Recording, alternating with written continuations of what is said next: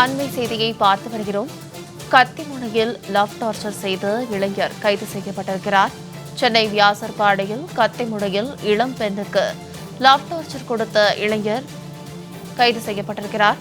இளம்பெண் காதலை கைவிட்டு விலகி சென்றதால் கத்திமுனையில் மிரட்டிய இளைஞர் தற்போது கைது செய்யப்பட்டிருக்கிறார். இதனை நாம் அண்மை செய்தியாக பார்த்து வருகிறோம்.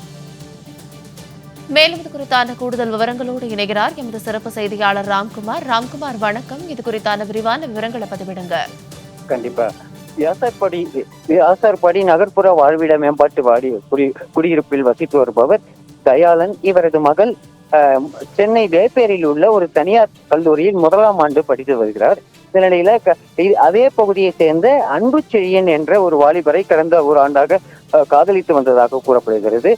அன்பு செழியன் நடவடிக்கை தொடர்ச்சியாக அது சரியில்லாததால் அந்த அன்பு செழியனை காதலிப்பதை கைவிட்டிருக்கிறார். அவருடைய தொலைபேசி எண்ணையும் பிளாக் செய்ததாக கூறப்படுகிறது. இந்த நிலையில நேற்று கல்லூரிக்கு வந்த அந்த இளம் பெண்ணை அன்பு செழியன் வழிமறித்து மீண்டும் காதலிக்குமாறு வற்புறுத்தி இருக்கிறார்.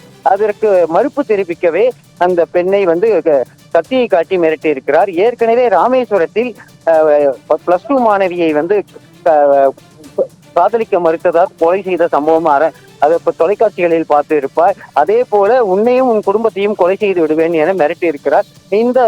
இதனால் அதிர்ச்சி அடைந்த அந்த மாணவி கல்லூரிக்கு செல்லாமல் நேரடியாக வீட்டுக்கு சென்று தனது தந்தை தயாளனிடம் தெரிவித்திருக்கிறார். இது தொடர்பாக MKB நகர் காவல் நிலையத்தில் தயாளன் அளித்த புகாரின் பேரில் அன்பு செழியனை கைது செய்து விசாரணை மேற்கொண்டு வருகிறார்கள்.